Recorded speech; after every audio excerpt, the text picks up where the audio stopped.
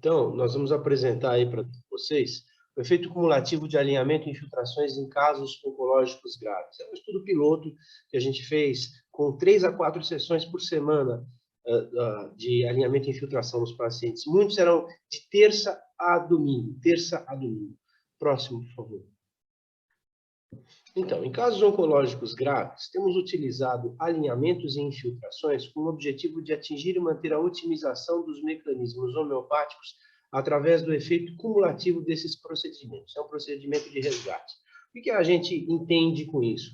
A doutora falava, olha, não sei se eu vou conseguir tirar ou não esse paciente, mas eu vou tentar e o melhor jeito que eu conheço é atendimento diário do paciente. Então, quanto mais melhor, vamos ver se a gente consegue manter a otimização da microcirculação, se a gente consegue manter o efeito de captação seletiva direto nesses pacientes, para permitir o quê? Saúde celular. Para permitir o quê?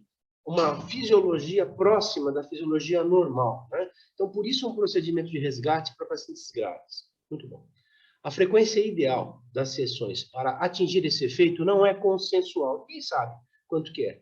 Inúmeras variáveis fazem parte do equacionamento dessa questão, mas são inúmeras mesmo. Depois a gente vai abordar isso um pouquinho mais para frente. Realizou-se um estudo piloto, quer dizer, vamos analisar numa amostra em tratamento o que acontece, né? Avaliar o quê? Aspectos gerais envolvidos e iniciar a busca de um formato para colocar essa questão sob uma análise crítica. As respostas desse questionamento ajudam a gente a tratar melhor doentes críticos. Próximo, por favor. Vamos lá. Quais são os problemas metodológicos? Alguns problemas metodológicos. Uma vez definido o objetivo, a gente tem que definir o método, né? Então, o método ele tem problemas. Quais são alguns desses problemas? Pacientes chegam em diferentes estadiamentos. Isso pode determinar impactos no prognóstico. Então, eu pego o glioblastoma multiforme na etapa final, ou algum que acabou de fazer o procedimento, ainda não tem recidiva, um já fez a cirurgia, ainda tem tumor ali, outro tirou aparentemente tudo, são situações diferentes. E isso levanta a necessidade de estratificar esse universo. Essa estratificação nós ainda não a compusemos. Existe a questão da disponibilidade para a realização, tanto dos executantes quanto dos pacientes em diferentes fases. Vamos combinar que é chato, né? O paciente vir aqui domingo de manhã para tomar agulhada, né? E é chato para o médico vir aqui todos os dias. Muitos pacientes são filantrópicos. Ontem eu vi 5 pacientes aqui, que 4 eram filantrópicos aqui. Então, é difícil tanto para quem se dispõe a fazer, o ideal é que fosse uma única pessoa ou pessoas que seguem a mesma metodologia. Isso é mandatório. Como para os pacientes. Tem pacientes que não conseguem manter todos os nossos cuidados ao longo do tempo, que têm que ser excluídos. Alguns querem no momento, não querem em outro momento, e por aí vai. O que acontece também são intercorrências durante o segmento, e o manejo das mesmas é uma questão crítica. Então, o paciente chega, estava bem, de repente tem uma variação grande da oncogênese dele, saiu da mão. Vou ter que fazer coisas diferentes. Eu não posso mais fazer o mesmo protocolo de maneira, assim, amaurótica. Eu não posso deixar de ver o que está acontecendo com o paciente. Eu tenho que fazer mais para resgatar esse paciente. Eu tenho que entender o que aconteceu e atuar sobre isso. E também existem detalhes operacionais relacionados às fotos e intervenções. Depois que você tirou a foto, você devia ter feito uma outra foto nesse sentido. Eu fazia 5 fotos dos pacientes, todas mais relacionadas à cabeça e um pouco do timo, mas eu não peguei periferia. Então, quem vai analisar também essas fotos? Se é a mesma pessoa que praticou as intervenções? Essa é uma questão. Das intervenções, estou fazendo a infiltração do ponto estômago 36, ou fazendo estômago 36 relacionado também no braço, na cabeça? Não vou fazer em todos. Então, essas são outras questões que precisam ser, pelo menos, levantadas para depois o seu equacionamento ficar claro, né? Então, próxima apresentação.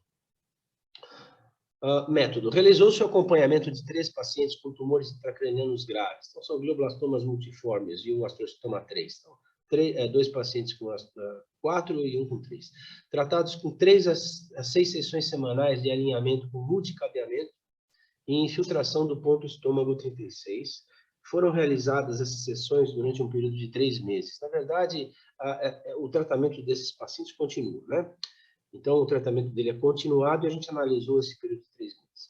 Foram realizadas fotos antes e após cada sessão e aferidos como parâmetros de avaliação a ressonância com a lâmina tumoral do paciente ou compatível, né, tumor compatível, telômero na área patológica, tromboxane B2 e oncogênese cefosa B2, tá? Então, depois eu vou dizer por que eu me concentrei nesses RCS. Próxima tela.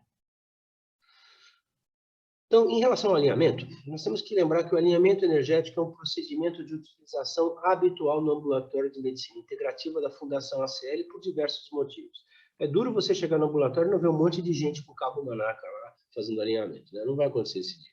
Desde a fundamentação inicial dessa técnica, por um trabalho da doutora Sumie e do Dr. Takashi, associando contribuições de vários pesquisadores, como o Dr. Steven Aung, o Dr. Omura e o professor Manaka, né? Então, tem contribuições de vários pesquisadores.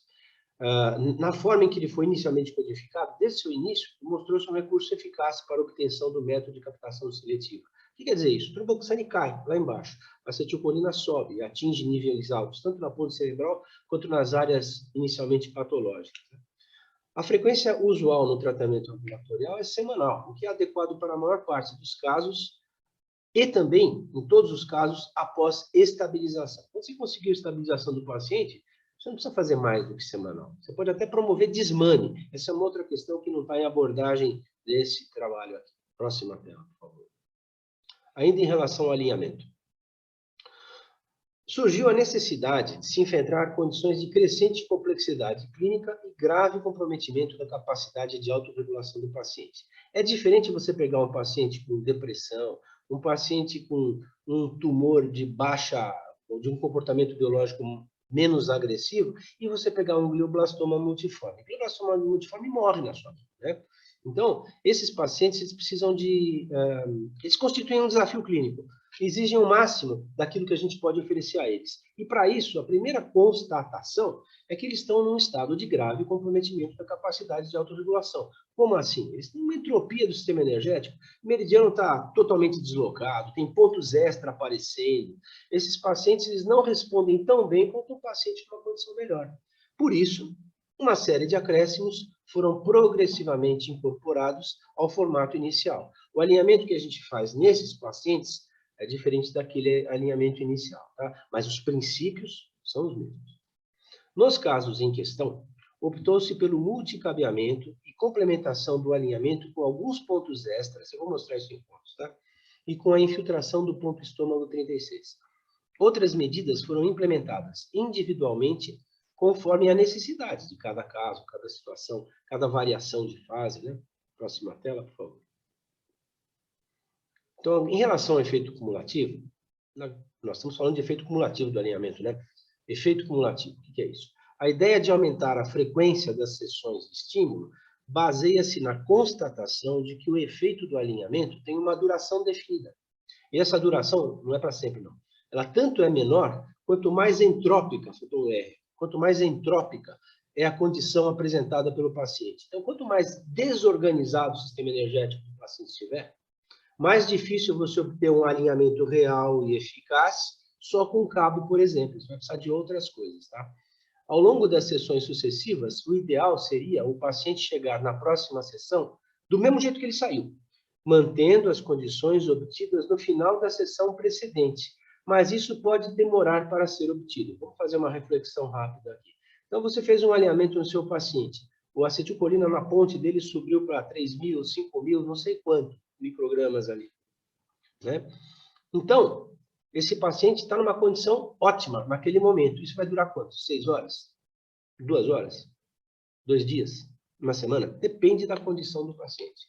Aquilo não vai se perpetuar. Aquilo vai se manter e vai cair. E o ideal seria que você conseguisse chegar antes que caiu demais, onde você ainda tem a mesma condição obtida no final da sessão, né? Muito bom. Se você, em vez de fazer frequência semanal, se você fizer uma maior frequência de sessões, você espera atingir essa fase mais precocemente. Por quê? Porque você chega num momento da queda dos parâmetros não tão acentuado. Caiu, mas não caiu tanto. Então, você joga a peteca para cima de novo. Vai cair, mas não vai cair tanto. Então, você vai atingir o efeito cumulativo, né? A estabilização mais precocemente. Essa é a ideia do efeito cumulativo. Próxima tela, por favor. Bom, então aqui está uma paciente que ela iniciou antes de tirar a foto, né? depois a gente faz o cabeamento dela. Se vocês olharem na foto à esquerda, vocês vão ver o ponto R6. O polo preto está lá. E o polo vermelho, todas as vezes esses polos são testados, tá? No VG20. Então, aqui o primeiro cabo, R6 e VG20. Tá? Vocês vão ver vários pontos extra que a gente colocou aqui. O intuito desses pontos é de a gente diminuir a inflamação na região encefálica. Tá? Então, aqui são alguns pontos extras. Vocês não vão ver isso em todos os pacientes no ambulatório, mas nesse protocolo, sim. Próxima tela, por favor.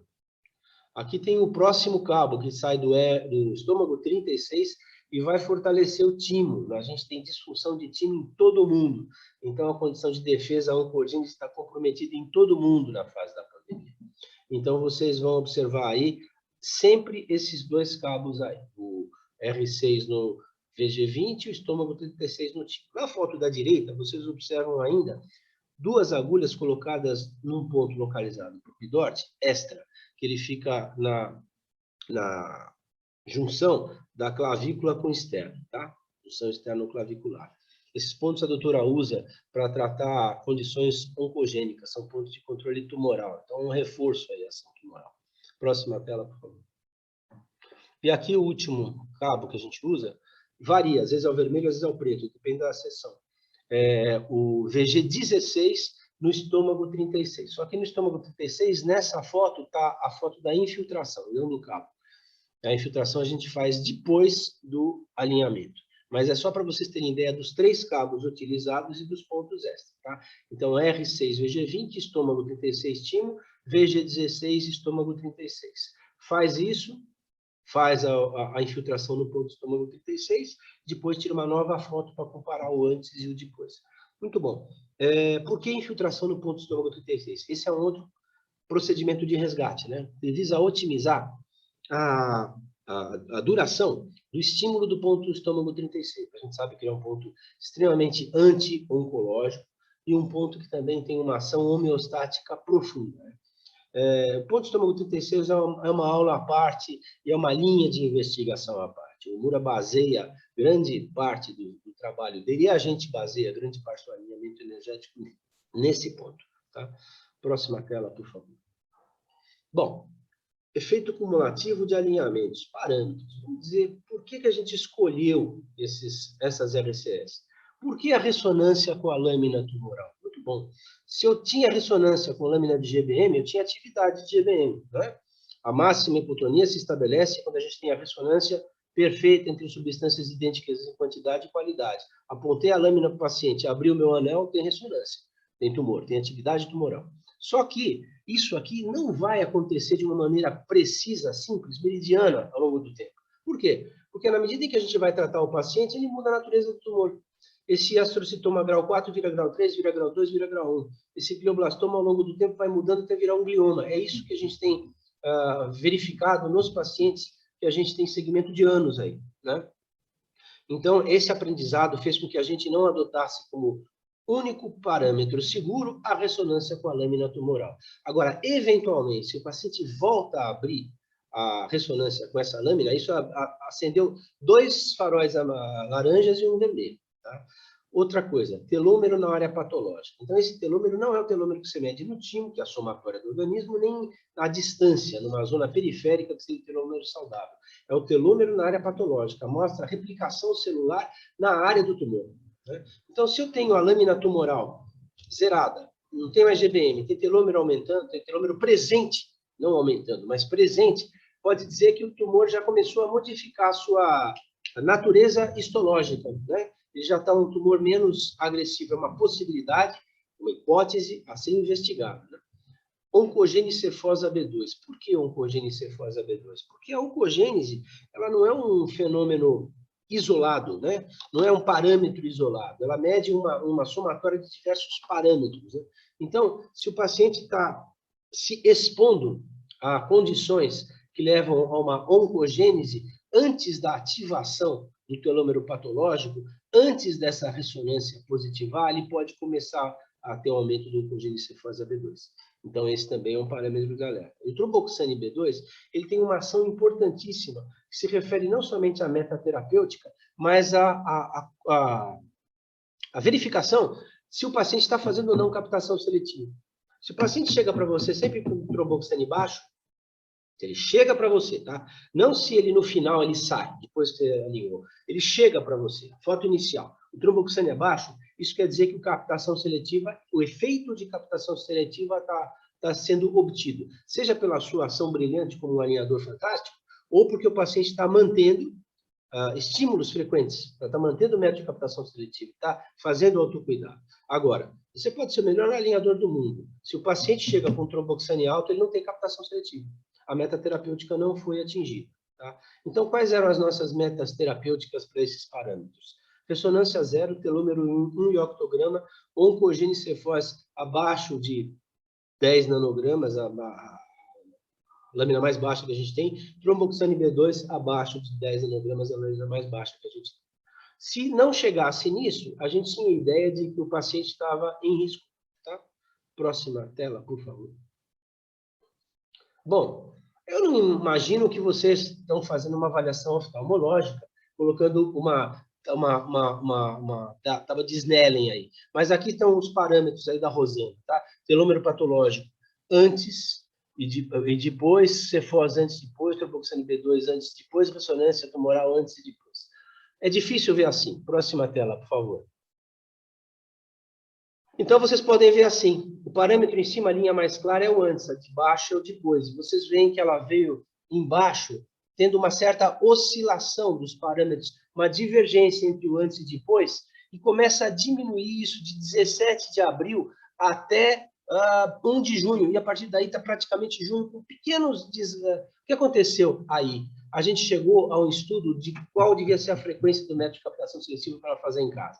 Ela fazia, como eu gosto de fazer, depois de cada medicação e no intervalo, 5 vezes. Aí a gente pediu, ela estava ainda vindo aberta, insegura, a gente pediu para ela fazer de 2 em 2 horas, ela tem um caderno onde ela anota todos os estímulos que ela faz. A partir daí ela entrou em instabilidade, tá? Vocês vão ver isso com o telômero patológico, com a ressonância tumoral, aproximando o cefós, pode ter alguma condição oncogênica. A comida dela é meio, a dieta ela não faz direitinho. E o tromboxane B2, tá? Então, essa aqui é o segmento dado por esse monitoramento. Próxima tela, por favor. E aqui vocês vão ver a soma dos parâmetros antes e depois. Então, embaixo, cada cor é um parâmetro. Tromboxane, cefós, a ressonância e o telômero na área patológica. Vocês vão ver aqui como que era antes, quando ela chegava, e o depois. Então, quando ela começa a chegar com os mesmos parâmetros na área de antes, aí a gente atingiu a meta terapêutica. Próximo. Aqui é o outro paciente, então, o mesmo cabo, mesmos pontos extra. Próximo. A sequência da avaliação dele. Próximo. Os dados tabelados. Próximo. E aqui é diferente, olha. Vocês vão ver que ele nunca atingiu uma linha de base igual. Só da ressonância tumoral que ele conseguiu ali. E que ele tem um aumento do cefós oncológico no período de final de maio, começo de junho. O desgraçado foi embora, viajou, foi para o Rio de Janeiro e pegou Covid, né? E no começo eu tinha muita dificuldade com captação seletiva e ele ainda não faz a captação seletiva no padrão da Rosana, né? Então é um paciente que a gente nunca conseguiu manter na meta terapêutica. Ele conseguiu melhorar, ele está numa condição mais segura do que ele chegou, mas ainda não está no mesmo controle da Rosana. A Rosana já tem ressonância para astrocitoma, já melhorou a ressonância dela. Vamos ver os métodos de imagem agora. Próxima tela, por favor. E aqui vocês veem exatamente, dá para ver ali a diferença dele, né? Como oscila mais bem no comecinho, depois tem uma certa estabilidade, mas não na linha de base, diferente do da Rosana. Próximo, por favor. Aqui é uma outra paciente com astrocitoma, que ela vem em controle vários anos aí. Ela é especialmente sensível a campo eletromagnético e ela teve uma descompensação. Então passou para a doutora, mandou a foto para a doutora, que é essa da esquerda aí, porque ela pegou Covid, fez um PCR positivo aí e abriu dessa vez ressonância para GBM, tá? Abriu a coluna de GBM, um tumor mais agressivo. Então, olha a importância do Covid na descompensação tumoral, tá? E aí vem depois as fotos dos alinhamentos dela. Próximo. Mesma coisa, mesmo protocolo. Vocês veem que a gente fez o mesmo protocolo de alinhamento deles, né? Próximo. E agora os dados tabelados. Próximo. É menos tempo dela, porque ela teve um resgate mais rápido na condição dela. Foi tratar o Covid, ela melhorou mais rápido. E tem um outro pulo na linha de base dela. Próximo. Então, aqui esses dados que eu estou mostrando, tratou o Covid até início de maio, começou a melhorar, tá? Próximo. Aqui os parâmetros antes e depois, mas você vê que ela dá um salto. Ela não tem a mesma estabilidade da Rosana, porque ela andou mexendo com o computador, a gente teve que bloquear o computador dela. Bloqueando o computador, ela volta, as linhas estão convergindo agora para a linha de controle. Próximo. Bom, observou-se de forma progressiva a tendência à diminuição tromboxane do cefós com alta densidade dos estímulos realizados. Então, bastante estímulo em pouco tempo. Essa tendência só se torna mais consistente à medida que aumenta o número de sessões realizadas. Você não consegue isso bem no começo.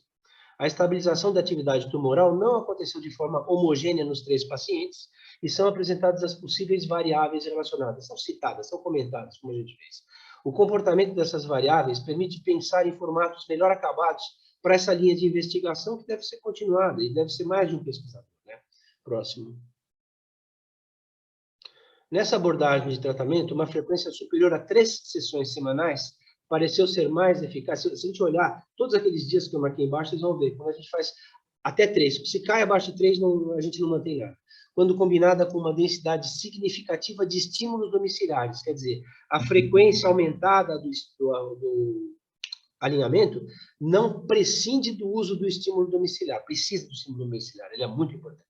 Certos pacientes podem necessitar de frequência de sessões superior e isso pode variar no tempo. É o Marcos Vinícius, saiu fora do controle, mandei chamar e comecei a fazer muito mais. Fiz fazer muito mais frequência para ele voltar um pouco ao controle dele, mas ele ainda está vulnerável. A Alexia também. No início ela precisou fazer frequência de sessão, que ela já não fazia há muito tempo, ela estava semanal, né? Diversas situações podem levar à perda de estabilização e comprometer a eficácia terapêutica.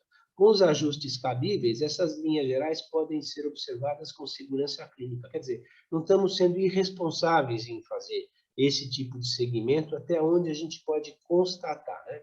Acho que era isso. Tem mais algum? Era isso aí.